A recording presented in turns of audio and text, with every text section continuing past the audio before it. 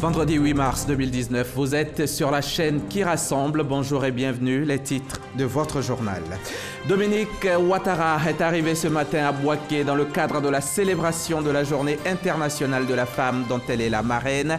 Cette année, le thème retenu est le numérique, une solution pour l'autonomisation de la femme. Vous le comprendrez, dans cette édition, nous ferons une part belle aux femmes. Sécurisation des personnes et des biens en Côte d'Ivoire, identification des populations, questions liées aux cartes nationales d'identité qui expirent cette année. Ce sont autant de sujets abordés par le ministre de l'Intérieur et de la Sécurité lors de son grand oral hier face aux journalistes dans les locaux de Fraternité Matin.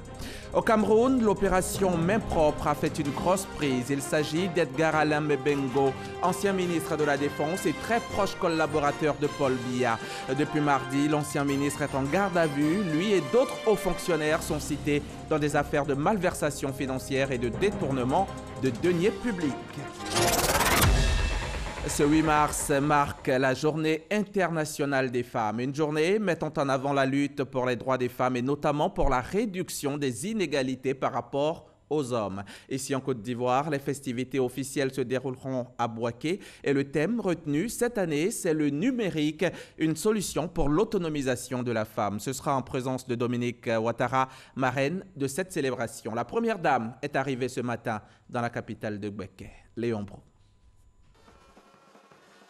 Il est 10h30 ce vendredi quand le groupement présidentiel fait son atterrissage à l'aéroport de Bouaké.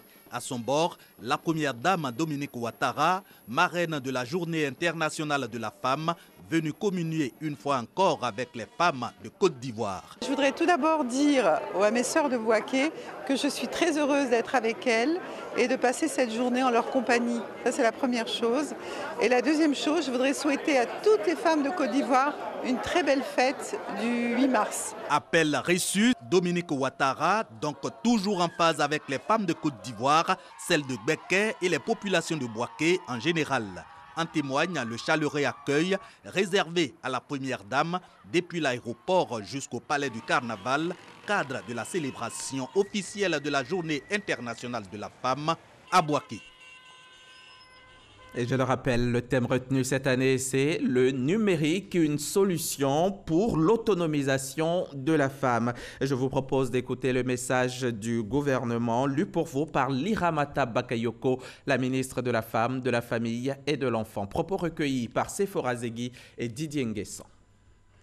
En Côte d'Ivoire, la cérémonie officielle de la Journée internationale des droits de la femme se tient à Bouaké. C'est une journée qui met en avant la lutte pour les droits des femmes et notamment la réduction des inégalités par rapport aux hommes. Ce rendez-vous annuel permet de dresser un bilan des progrès réalisés en faveur des femmes et d'insuffler des changements significatifs. À l'occasion de la célébration de la Journée internationale de la femme, le gouvernement se félicite des avancées notables qui ont été enregistrées dans le domaine de l'autonomisation de la femme en Côte d'Ivoire ces dernières années. Il s'agit notamment de la mise en place de fonds spéciaux tels que le Fonds Femmes et Développement du ministère en charge de la femme, le Fonds de l'entrepreneuriat féminin du ministère en charge du commerce et le Fonds d'appui aux femmes de Côte d'Ivoire de Madame la Première Dame. Le gouvernement entend poursuivre les efforts en vue de surmonter les obstacles culturels, structurels et conjoncturels à la pleine participation des femmes au développement. La création du Fonds d'aide à la femme et leur autonomisation par le numérique sont des priorités pour le gouvernement. En Côte d'Ivoire, seulement 4 femmes sur 10 utilisent l'Internet et 3 femmes sur 10 le téléphone mobile pour leurs transactions commerciales. Le numérique est un outil important de développement social et économique qui permet d'avoir un accès rapide à l'information, notamment en matière de santé, d'éducation, d'activités agricoles et commerciales et d'accès au microcrédit. Le thème national de cette année vise donc à orienter nos efforts vers le numérique afin de permettre aux femmes de l'utiliser dans tous les secteurs d'activité. Au nom du gouvernement, j'en appelle donc à une meilleure appropriation du thème national et à la solidarité afin que l'inclusion numérique de la femme soit une réalité en Côte d'Ivoire. Femmes et filles de Côte d'Ivoire, je vous invite à vous engager pleinement dans l'utilisation du numérique. Vous contribuerez ainsi au développement socio-économique de notre pays et partant à son émergence. Selon l'Iramata Bakayoko, pour qu'il y ait plus d'équité, de justice sociale et de dynamisme économique, il est primordial de faire bénéficier à tous les avantages de la transformation numérique en cours. Pour la ministre, le numérique peut favoriser l'autonomisation de la femme. Plombières, électriciennes, militaires ou encore garagistes, de nombreuses femmes se sont imposées dans des métiers souvent exercés par les hommes. À l'occasion de la Journée des droits des femmes, RTI 1 vous propose de partir à la rencontre de ces femmes qui brisent les préjugés. Comment vivent-elles leur insertion socio-professionnelle dans ces métiers? Élément de réponse avec Ahmed Traoré et Salima Toudia. Leur reportage ce soir dans le 20h. À l'occasion de la célébration de cette journée, la ministre de la Modernisation de l'Administration et de l'Innovation du Service public a offert des pagnes à toutes les femmes de son département. Raymonde Godokofi a demandé à ses collaboratrices de s'investir davantage dans le travail. Le témoignage de Issa Chonayeo. Elles sont visiblement heureuses. Les femmes du ministère de la Modernisation de l'Administration et de l'Innovation du Service public ont reçu des cadeaux de leur ministre Raymonde Godokofi, ce à l'occasion de la Journée internationale de la femme. Elle pouvait désigner ses collaborateurs pour nous tendre les pagnes, mais elle a tenu elle-même avec nous donner les pagnes. Donc vraiment, nous sommes, moi particulièrement, je suis très contente. Nous avons besoin de nous mettre ensemble, justement pour promouvoir les valeurs que peuvent avoir les femmes ivoiriennes en particulier, mais sinon pour les femmes de façon générale dans le monde entier. La ministre Raymonde Godokofi a profité de cet instant pour exhorter les femmes de son département au travail. Elle a surtout salué toutes les actions du président de la République en faveur de l'épanouissement des femmes en Côte d'Ivoire. Nous célébrons en tout cas l'adoption par son Excellence Monsieur le Président de la République, n'est-ce pas, de la représentation des femmes dans les assemblées élues. Et c'est un grand jour pour moi particulièrement, qui ai toujours été une activiste des droits de la femme, de la promotion des femmes au poste de décision, mais aussi de la prise de conscience des femmes en politique. La Côte d'Ivoire, à l'instar des autres pays, célèbre ce vendredi 8 mars la Journée internationale de la femme. Une journée qui encourage cette année des femmes à avoir pour compagnon l'outil informatique à travers le thème national, le numérique, une solution pour l'autonomisation des femmes. Voilà ce que l'on peut dire à l'heure qu'il est sur cette journée du 8 mars, journée internationale des droits de la femme. Nous y reviendrons bien sûr tout au long de nos éditions du jour. C'est un homme qui vient d'être élu au perchoir en Côte d'Ivoire. Les députés réunis hier jeudi en session extraordinaire ont élu Amadou Soumaoro pour succéder à Guillaume Soro à la tête de l'Assemblée nationale. Guillaume Soro qui a dû démissionner du perchoir le mois dernier. Herman Guivet était hier au Parlement. Il a assisté pour vous à cette élection. Il souffle sur l'hémicycle, un vent d'élection. Le Parlement se choisit son président et la vérité issue des urnes, déclare Amadou Soumaoro, nouveau président de l'Assemblée nationale de Côte d'Ivoire.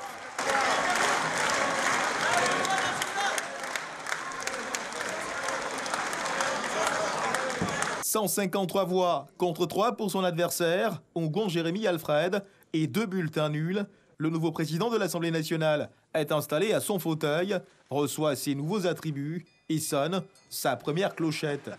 Un premier sonnet de clochette qui ouvre la voie à son premier discours en tant que président de l'institution. Sa vision, œuvrer à la mise en place d'une institution solide.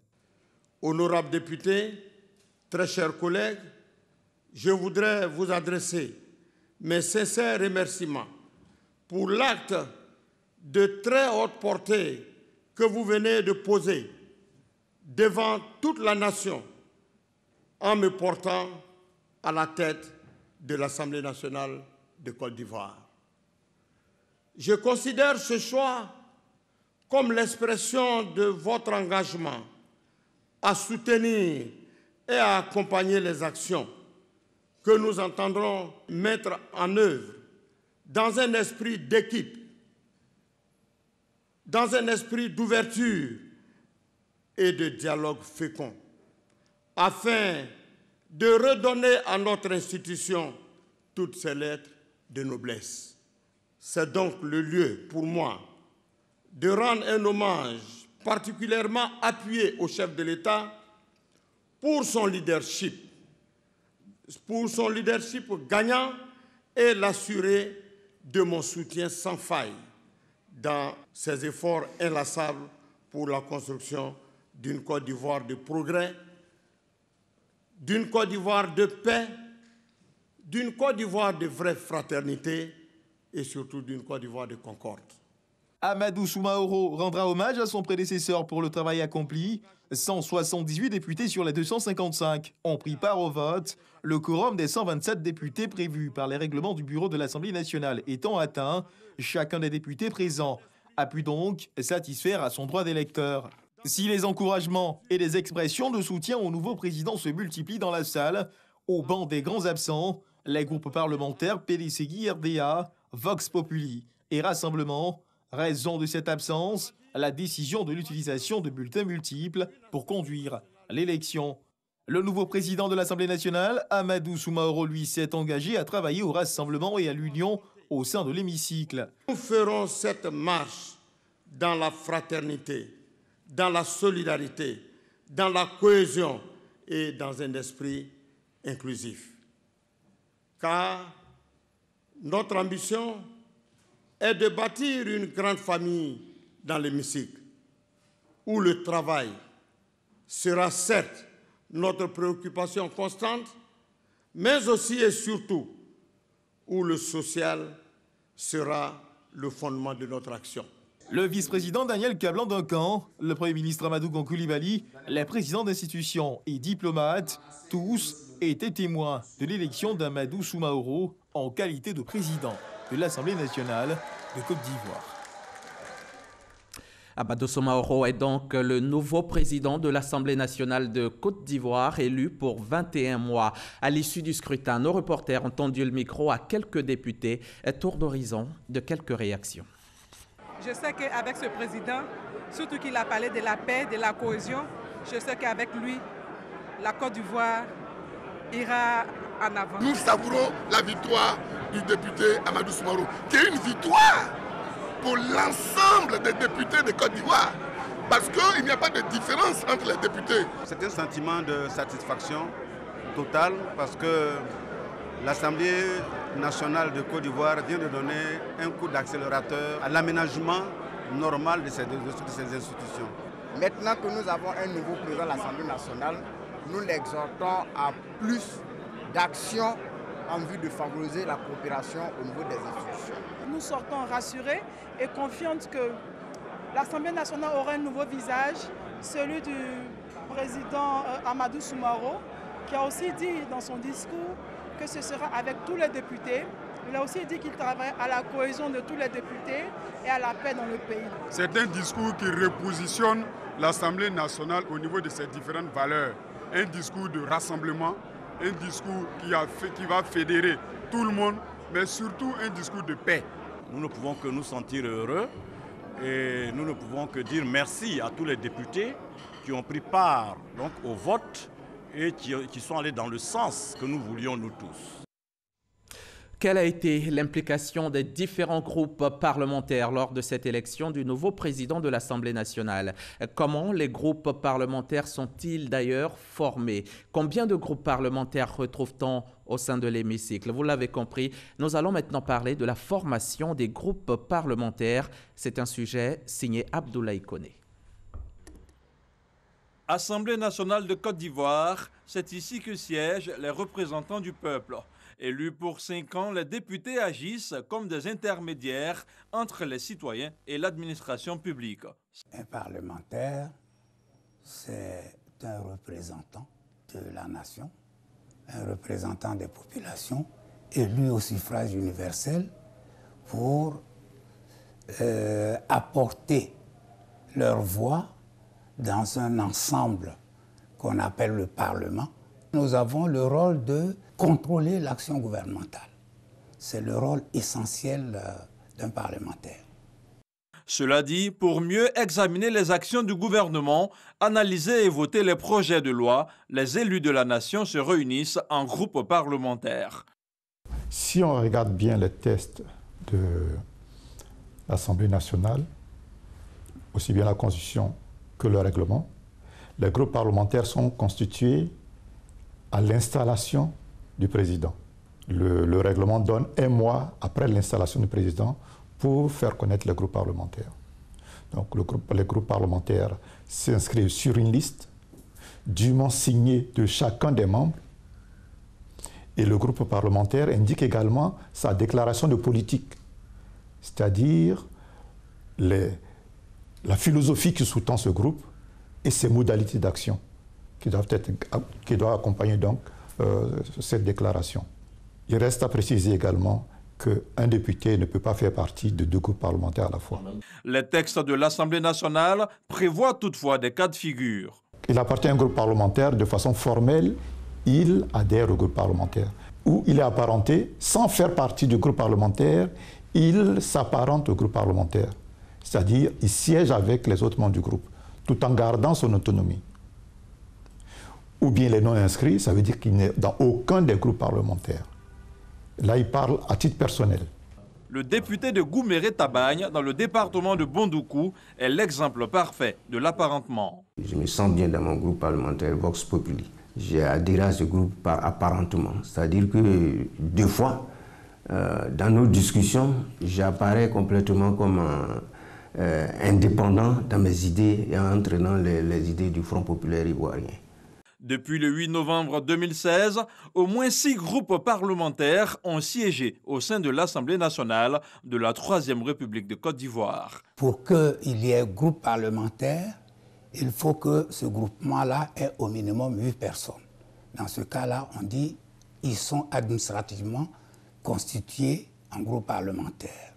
Le groupe parlementaire a quelques privilèges. Ils ont des locaux, ils ont des moyens qui sont mis à leur disposition, ils ont l'initiative de certains projets de loi, ils ont des projets qu'ils peuvent initier en leur sein, ils ont des activités qu'ils initient et puis bien évidemment, il y a la solidarité entre eux. Mais depuis 2018, les différents changements observés dans le paysage politique ivoirien ont eu un impact considérable sur l'hémicycle.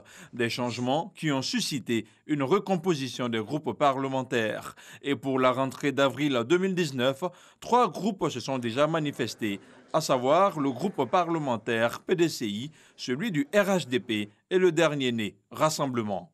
Plus vous allez de l'avant, plus la conjoncture et la situation fait que de nouvelles réalités se présentent et ces réalités peuvent amener les membres d'un groupe de départ à avoir des opinions différentes. L'Assemblée nationale, c'est l'institution privilégiée en termes parlant de démocratie. Et donc nous pensions qu'il fallait que nous puissions jouer un rôle là-bas. Depuis Bassam, nous avons créé le groupe parlementaire RHDP. Que nous soyons du RHDP ou du PDCI ou d'Agir pour le peuple ou de Nouvelles Visions, nous avons les mêmes problèmes, nous avons les mêmes conditions de travail. Et nous avons le devoir de penser à l'intérêt supérieur de notre pays, accompagner le gouvernement, par la mesure du possible, dans leurs actions pour le bien-être de nos populations. Donc c'est une franche collaboration qui va s'installer entre les groupes parlementaires, comme ça a toujours été le cas.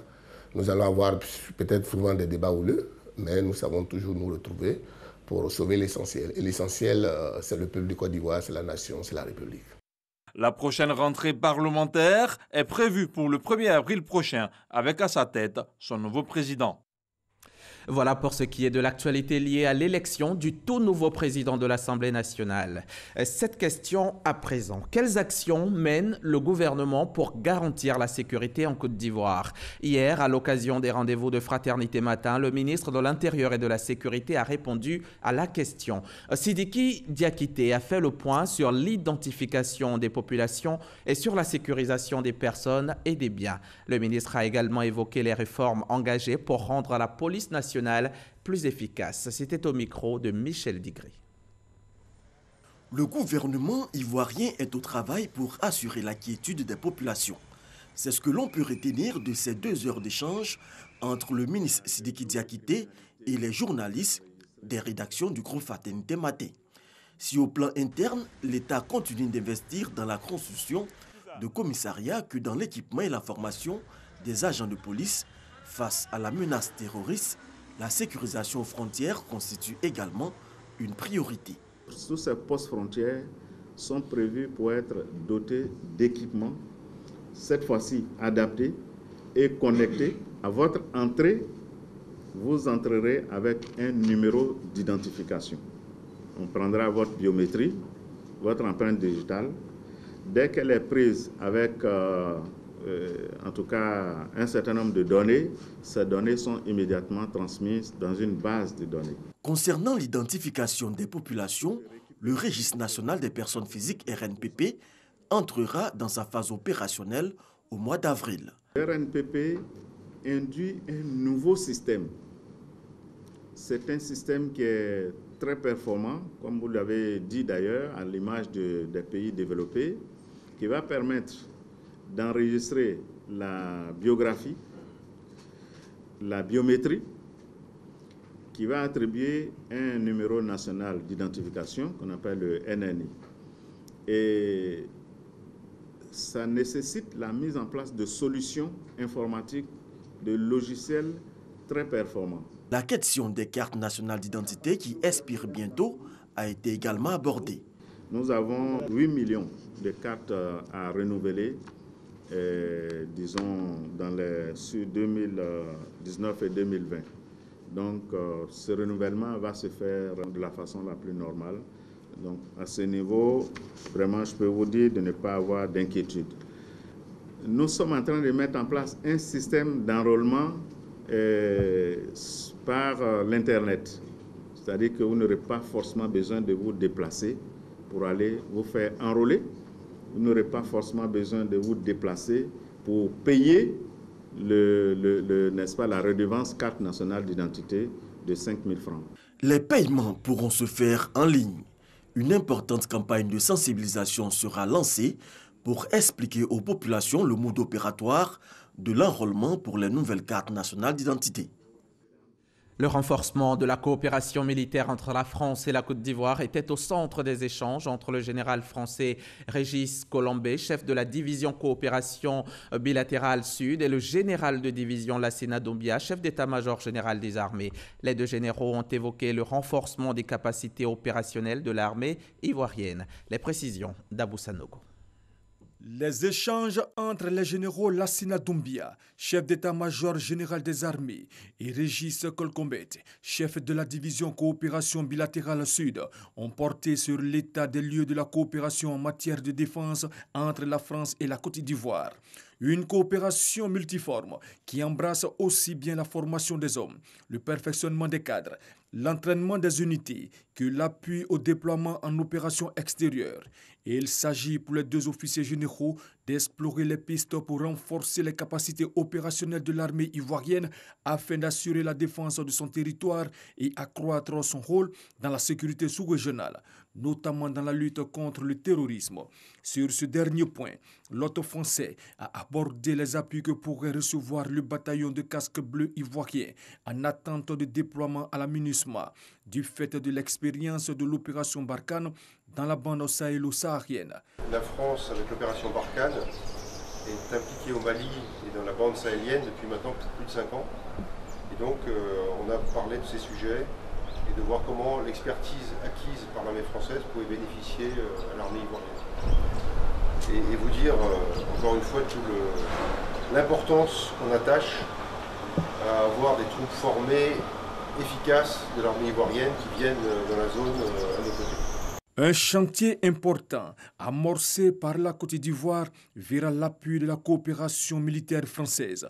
Il s'agit de l'ouverture prochaine de l'Académie internationale de lutte contre le terrorisme en terre ivoirienne. La division coopération bilatérale sud est la structure au sein de l'état-major des armées françaises en charge de la coopération avec les pays d'Afrique. L'emploi des jeunes demeure une préoccupation majeure pour le gouvernement. Pour cette année 2019, le ministère de la Promotion de la Jeunesse et de l'Emploi des Jeunes espère trouver une meilleure situation sociale et durable pour plus de 98 000 jeunes sans emploi. Tout est mis en œuvre pour réussir le pari. La plateforme de services de Côte d'Ivoire et l'agence Emploi Jeunes viennent de signer une convention cadre de partenariat. Ouattara Amadou Walter. Unir les moyens et compétences afin de travailler en synergie pour lutter efficacement contre le chômage des jeunes et des couches vulnérables. C'est la conviction de l'agence Emploi Jeunes et de la plateforme de services de Côte d'Ivoire. Par conséquent, ces deux structures d'insertion des jeunes viennent de signer une convention de partenariat à Abidjan, une volonté soutenue par leurs différents ministères de tutelle. Respectivement, le ministère de la Promotion de la Jeunesse et de l'Emploi des Jeunes, dirigé par Mamadou Touré, et le ministère de l'Emploi et de la Protection sociale, conduit par Pascal Kwaku Abinan. Ces ministres souhaitent que cette convention soit le vecteur d'une collaboration franche et fructueuse qui débouche sur l'insertion effective et durable des milliers de jeunes. Mon département ministériel ambitionne toucher, sur la période 2019-2020, au moins 98 642 jeunes à travers les dispositifs d'insertion de l'agence Emploi Jeunes et des bailleurs. Je nourris l'espoir que la signature de cette convention cadre entre l'agence Emploi Jeunes et la plateforme de services Côte d'Ivoire permettra de développer des synergies et de mutualiser les ressources et compétences pour aller plus vite vers l'objectif du programme social du gouvernement en termes d'insertion des jeunes sur le territoire national. Le chômage, qui constitue un véritable fléau pour nos pays en voie de développement, touche fortement les populations et singulièrement les jeunes. C'est donc à juste titre qu'il a plu à son Excellence M. Alassane Ouattara, président de la République de Côte d'Ivoire, de dédier spécialement un ministère à la cause de l'emploi des jeunes qui constitue une priorité nationale. Le réseau de la plateforme de services Côte d'Ivoire compte 30 missions locales sur l'ensemble du territoire national. L'agence Emploi Jeunes pourra s'appuyer sur ce réseau afin de se rapprocher davantage des jeunes. On va parler santé à présent et pour ça, rendons-nous à l'hôpital Mère-Enfant Dominique Ouattara de Bingerville. Sur place, la société ivoirienne d'ORL a reçu hier jeudi un don en matériel médical grâce à l'appui de l'agence autrichienne de développement. Il s'agit de kits de dépistage néonatal de la surdité destinés à une dizaine d'hôpitaux publics, de quoi accroître les capacités de prévention de la déficience auditive dans les établissements sanitaires publics. Mahama Traoré. L'ORL, l'otorhinolaryngologie, est la science médicale qui traite les troubles de l'oreille. Dans le monde, 6 enfants sur 1000 naissent sourds, selon l'Organisation mondiale de la santé. En Côte d'Ivoire, le mal touche environ 5000 enfants, faute de prise en charge préventive. Dans certains cas de surdité profonde, par exemple, où nous n'avons rien à proposer, actuellement, il est possible de réaliser une prise en charge des surdités, même totale, permettant à l'enfant d'entendre et de pouvoir développer un langage aussi normal que celui des autres enfants. Il est démontré que plus le diagnostic est fait tôt, meilleurs seront les résultats. Quoi de mieux que ces kits de dépistage néonatal de la surdité pour atteindre ces résultats? Un don de l'agence autrichienne de développement à la société ivoirienne d'ORL. 12 kits au total qui seront mis à la disposition des établissements sanitaires publics. Nous sommes là pour un engagement à long terme et nous sommes aussi là pour accompagner notre partenaires locaux de tout le processus qui est important. Nous allons accompagner la société ivoirienne d'ORL avec son partenaire pour la mise à disposition de ces équipements dans tous les centres où on en a besoin, notamment dans les centres où on dispose de spécialistes de ORL pour pouvoir utiliser efficacement ce don. À ce don s'ajoute un programme de renforcement des capacités des agents de santé sur l'utilisation des kits de dépistage néonatal de la surdité. Jusque-là, l'hôpital Mère-Enfant Dominique Ouattara de Bingerville était le seul établissement sanitaire public capable de détecter la surdité néonatale en Côte d'Ivoire. Je vous le disais en titre, au Cameroun, l'opération main propre, connue sous le nom d'opération Épervier, reprend et fait une grosse prise. Il s'agit d'Edgar Alembege Bungo, ancien tout-puissant ministre de la Défense et très proche collaborateur de Paul Biya. Depuis mardi dernier, Edgar Alembege Bungo est en garde à vue au tribunal criminel spécial à Yaoundé. Lui et d'autres hauts fonctionnaires, dont un colonel de l'armée, sont cités dans les affaires de malversation financière et de détournement de deniers publics. Aux États-Unis, Paul Manafort a été condamné à 47 mois de prison dans son premier procès. L'ex-directeur de campagne de Donald Trump était jugé pour fraude bancaire et fiscale. Le verdict est plutôt clément. La peine est bien inférieure aux réquisitions du procureur. Cette affaire avait été débusquée par le procureur spécial qui enquête sur les ingérences russes dans la campagne. Robert Mueller avait transmis le dossier au juge qui vient de statuer. Nous allons terminer ce journal, mais avant, je rappelle que ce 8 mars 2019 marque la Journée internationale des femmes, une journée mettant en avant la lutte pour les droits des femmes et notamment pour la réduction des inégalités par rapport aux hommes. Ici en Côte d'Ivoire, les festivités officielles se déroulent à Bouaké et le thème retenu cette année, c'est le numérique, une solution pour l'autonomisation de la femme. Cette célébration donc a lieu en présence de Dominique Ouattara, la première dame marraine de cette célébration. La première dame est arrivée ce matin dans la capitale de Bouaké. Très bonne célébration à toutes les femmes de Côte d'Ivoire. C'est la fin de ce journal. Merci de l'avoir suivi et à demain, 13h.